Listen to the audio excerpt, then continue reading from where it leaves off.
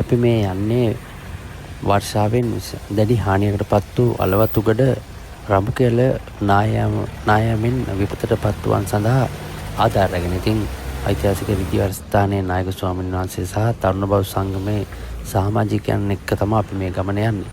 ඉතින් අපි ඔවුන්ට අවශ්‍ය වියලි බඩු සහල් ආදී විශාල බඩු ප්‍රමාණයක් රැගෙන අපි මේ රඹුකෙල බලා තමයි මේ යන්නේ ගමන.